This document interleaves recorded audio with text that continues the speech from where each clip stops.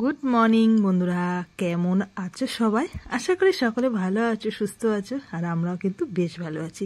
আর আজকে বন্ধুরা ব্লগটা আমি চা দিয়ে স্টার্ট করলাম, যেহেতু বুঝতেই পারছো ওয়েদারটা একদমই ঠান্ডা ঠান্ডা। আর শীতকালে কিন্তু সত্যি কথা বলতে চাটা কিন্তু প্রথম থেকেই খেয়ে শুরু করে যদি কাজে হাত দেওয়া যায় তাহলে কিন্তু সারা দিনটা বেশ ভালো লাগে, তাই না বলো? তো যাই হোক, চা বানাচ্ছি, আমিই খাবো। তোমাদের দাদা কিন্তু বাজারে চলে গেছে সকালবেলা উঠেই, আর আমি চলে আসলাম একদম ফ্রেশ হয়ে রান্নাঘরে চা বানাতে।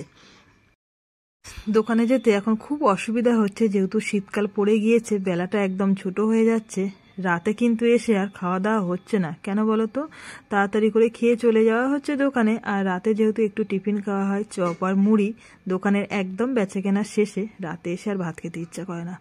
সকালবেলাটাও না একদম ভালো লাগে না, মনে হয় একটু চা খেয়ে আবার কাজে হাত দিই, তাহলে সারা দিনটা কিন্তু বেশ ভালো যায়।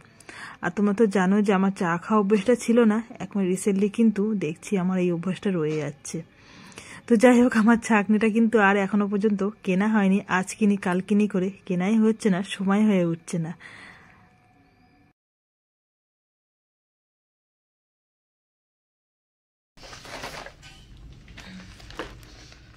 বেশ ঠান্ডা ঠান্ডা পড়েছে, ওদিকে খানিকটা কাজ বাজ করে আসলাম, যেহেতু আজকে হাটবার, দুদিকে আজ ধরিয়ে আলু বসিয়ে মোচা কেটে রান্নাঘর পরিষ্কার করে চলে আসলাম। দাদাকে জল আর বিস্কুট দিলাম, ও খেয়ে বাজারে গেছে, আর আমি একটু চা খাবো বলে ভাবলাম একটু ঘরে এসে বসি আর চা খাই, তোমাদের সঙ্গে একটু গল্প করি। আজকে জানো তো কী হয়েছে, পড়ি না সকালবেলা ঘড়ি বলছি সরি, ফোনের অ্যালার্ম দিয়ে রেখেছিল, মানে 7টা থেকে ওর পড়া, ও 1 ঘন্টা আগে অ্যালার্ম দিয়ে রেখেছে, 6টা বাজে। 6টার সময় আমি প্রত্যেক দিন ওর ডেকে দিই, যেহেতু আমার মাথার কাছে ফোন থাকে। আর আজকে কি করেছি, অ্যালার্মটা অফ করে দিয়ে শুয়ে পড়েছি। ওকে একবার ডেকেছি, ও ঘুমের ঘরে ছিল, বুঝতে পারিনি, আর পড়তে গেছে তখন প্রায় 7টা 20, 7টার থেকে পড়া।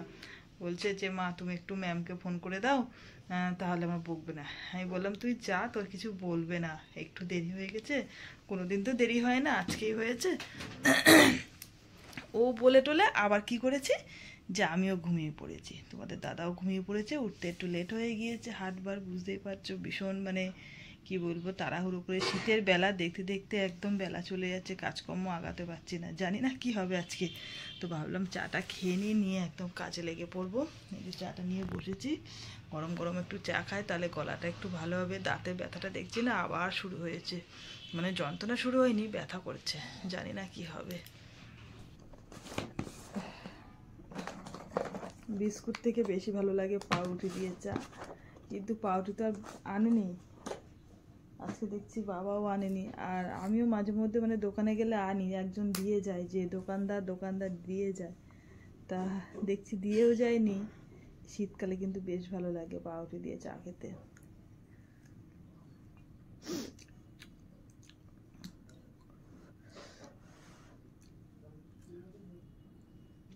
সকালে কি হবে জানি না, আজকে টিফিন দেখি, আজকে ভাবছি বানাবো, তোমার ডালিয়া করবো আজকে সকালবেলা, তাড়াতাড়িও হয়ে যাবে এখনই।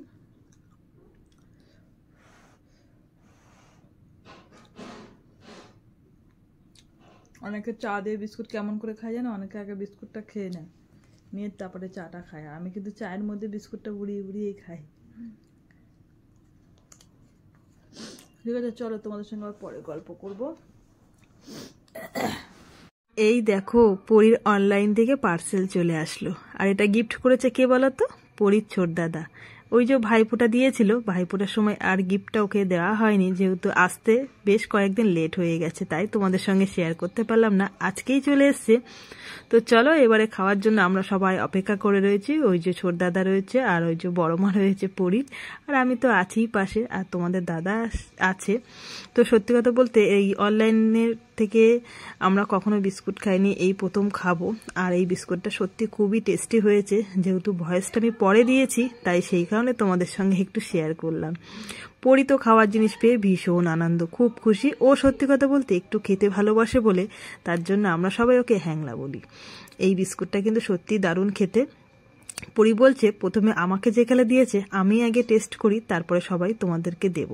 আমরা তো অপেক্ষা করে রয়েছি কখন আমাদেরকে দেবে। আর তোমাদের দাদা দেখো অবস্থা কি, দুটোই তো খেতে ভালোবাসে তোমরা তো জানো। তো যাই হোক ছোট দাদাকে বলা হলো যে তুই একটা নে, খেয়ে টেস্ট করে দেখ। তারপরে বড় মা আছে, বড় মাও একটা টেস্ট করে নিল। তো যাই হোক এই ভাই বোনের একটা আনন্দ, একটা গিফট পেলে যে কত খুশি হয় বোনেরা বলো বা দিদিরা বলো, সত্যি কথা বলতে আমরা তেমন একটা পাইনি বলে বুঝতে পারি না, এদেরকে দেখেই বুঝতে পারছি। সকালবেলা ঘুম থেকে উঠে যাই হোক তারপরে চলে আসলাম, সেটা হচ্ছে দেখো একবার গ্যাস ধরিয়ে আলু বসালাম, ওই দেখো একদম পিন পিন পিন পিন করে জ্বলছে, গ্যাস ফুরিয়ে গেল, সেই কারণে ডবল করে খাটনি আবার হলো, দেখো আবার আঁচ ধরাতে হলো। ভাবলাম হয়তো আজকে হয়তো গ্যাসে হয়ে যাবে, কালকেও হয়ে গিয়েছে, কালকে পুরো কাজটাই গ্যাসে করেছি। গ্যাস যেহেতু ফুরিয়ে না গেলে গ্যাস আবার দিতে আসবে, নতুন গ্যাস লাগবে, তো সেই কারণে অল্প আছে, রান্না করেও ফুরোচ্ছে না, ভাবলাম আজকেই আসবে যেহেতু, ওই কারণে কালকেও করে নিলাম আজকেও করে নিলাম। তো দেখছি ফুরিয়ে গেছে, গ্যাস আসবে ওই 10টা সাড়ে 10টার দিকে, ওই কারণে আলুটা বসিয়ে দিলাম, হয়ে যাবে, অসুবিধা হবে না। রান্নার জন্য আরেকটুকুনি গ্যাস আছে, যেহেতু দোকান থেকে গ্যাস নিয়ে আসে বলি অল্প অল্প করে, সেই গ্যাসেই আমার রান্না হয়ে যায়। আবার নতুন করে গ্যাস লাগবে দোকানে, কালকে রাতে নিয়ে চলে এসেছিলাম। ওরে বাবা রে কী ধোয়ায়। তো যাই হোক আঁচ ধরিয়ে দিয়েছি, এখন ওই হাঁড়িটা চাগিয়ে আমার নিয়ে আসতে হবে এইখানে, সেটাই আমার চিন্তায় মাথা, মানে কি বলবো, খারাপ হয়ে যাচ্ছে, কী করে চাগিয়ে নিয়ে আসবো। অত বড় হাঁড়ি সম্ভব বলো? এমনি মাজার সমস্যা শুরু হয়ে গেছে, মানে এই শীতকাল আসলে প্রতি বছরই কিন্তু আমার একটা মাজার সমস্যা হয়। মানে কি বলতো, মানে সারা রাত শুয়ে থাকি তো মাঝের মধ্যে একটা অস্বস্তি বোধ করে, মানে শীত টান ধরা বলতে পারো, ওরকম একটা হয়।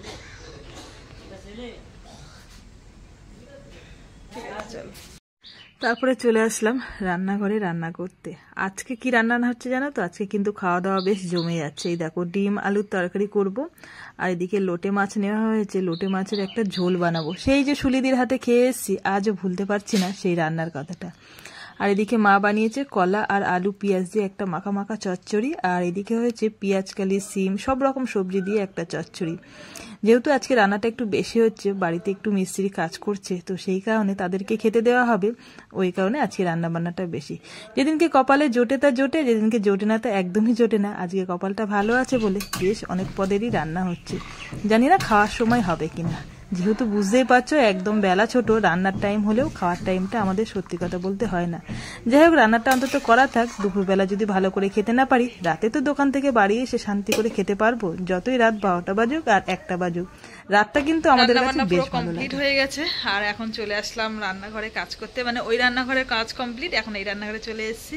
এখনো পর্যন্ত ডিম হয়নি, কেননা ডিমটা আজকে না, মানে ভাতটা যেহেতু বেশি করে ভাত করা হয়েছে, মানে মিস্ত্রি কাজ করছে বুঝলে বাড়িতে, তো সেই কারণে বেশি করে ভাত হচ্ছে বলে উনুনে ভাত বসিয়েছি বলে ডিমটা হতে বেশ লেট হয়ে গেছে।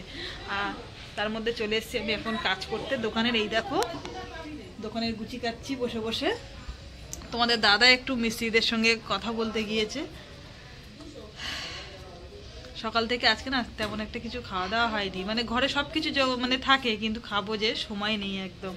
সেই সকালবেলা উঠেছি, এত পরিমাণে এ ঘর ও ঘর দৌড়াদৌড়ি করেছি, দুটো পা না ব্যথা করছে, খুব ব্যথা করছে, পা ব্যথা না মাজা ব্যথাও করছে। জানি না এই শীতকালটা কিভাবে কি হবে। শীতকাল আসলে একটাই ভয় লাগে, এই যে মাজা পিঠ কোমর সব যন্ত্রণা করে, জানা না কেন তা কি জানি, এটা প্রতি বছরই এমন হয় শীতকাল আসলে। আবার যখন গরমকাল আসে তখন হয়, কম হয়, মানে সেটা সহ্য করা যায় না। এখন যেটা একদম সহ্য করার মতো নয় না, যাওয়া না। একদিন রাতে তো ঘুম হয় না, মানে উঠে সবাই বসে থাকি চুপচাপ, কি করব, শুতে পারি না, মানে বসে থাকলে ঠিক আছে, শুলে যেন বেশি কষ্ট। তো চলো এখনো কিন্তু স্নান করিনি, ভাবছি এই কাজগুলো গুছিয়ে স্নান করে হ্যাঁ করে খেয়ে দোকানে বেরিয়ে পড়বো। শীতের বেলা দেখতে দেখতে এই দেখছি সকাল হচ্ছে, এর মধ্যে একদম পুরো দুপুর হয়ে গেছে। তোমাদের সঙ্গে গল্প করছি আর এদিকে কিন্তু কাজ করছি। এই দেখো এইভাবেই কিন্তু কাজ চলে। তোমাদের দাদা আসবে, এসে ও এখনো মোচার গুচি কাটবে, ওই হচ্ছে মোচা, আর এই হচ্ছে চিকেন করা হয়ে গিয়েছে। এই দেখো আজকে কিন্তু সবটুকুই তোমাদের দাদা করেছে, আমি শুধু মশলা বাড়ি দিয়েছি আর আলুগুলো সমস্ত ভেঙেছি, আর মশলাটা ভাজতে ভাজতে ও চলে এসছে, ওকে এদিকে দিয়ে আমি ওদিকে পালিয়েছি, ওদিকে কাজবাজ করছিলাম। ঠিক আছে চলো অনেকটা গল্প করলাম, দোকানে বেরোবো, তাড়াহুড়ো করছি, এখনো স্যালাড কাটবো, স্যালাড কাটা হয়নি, ভাবছি এটা করে স্যালাড কাটবো। ডিমটা তার মধ্যে হয়ে যাবে, ফুটছে। পরীকে বলবো যে একটু ডিমগুলো ছাড়িয়ে দিতে। পরী কিন্তু ঘরে কাজ করছে, বেশ খানিকটা জামা কাপড় ছিল কালকে, সেগুলো সোফার উপরে রয়েছে। আমি বললাম ওগুলো ভাঁজ কর, কেন আমার তো আর সময় হচ্ছে না। এই শীতকালটা না যাওয়া পর্যন্ত আমার আর কোনো দিকে শান্তি নেই, জানো না। আমাদের সঙ্গে আর করতে পারিনি দুপুরবেলা, কেননা আজকে বলেছিলাম যে তাড়াতাড়ি দোকানে যাব, যেহেতু শীতের বেলা তাড়াতাড়ি দোকানে চলে গিয়েছিলাম। রান্না বান্না সেরে খাওয়া দাওয়া করে, আর এখন বাজে হচ্ছে রাত 12টা বাজে, আর শরীর চলছে না। সত্যি কথা বলতে মনে হচ্ছে এখন দুটো খাওয়া দাওয়া করে শুতে পারলে বাঁচি। তো শীত পড়ে গিয়েছে, বুঝতেই পারছো, ঠান্ডার সময় খাওয়া দাওয়ার একটু গরম না হলে হয় না। আর আমি একটু গরম খেতে সত্যি খুব পছন্দ করি, কিন্তু কপাল দোষে কপালে জোটে না আমার, কেননা কপালটাই খারাপ যে রাতের বেলা এখন এত রাত্রি এসে ইচ্ছা করে না যে রান্না করে খাই। একেবারে রান্না বেশি করে রাখি, রাতে এসে গরম করে, ওই যে দেখো গরম করছি। ডিমের তরকারি করেছিলাম, ডিমের তরকারি রয়েছে, আর লোটে মাছটা এত ভালো হয়েছে। পরি দেখো আমাদের জন্য অল্প একটু রেখে দিয়েছে, ওর খাওয়া হয়ে গেছে। ও ভীষণ ভালোবাসে আমার মতন লোটে মাছ।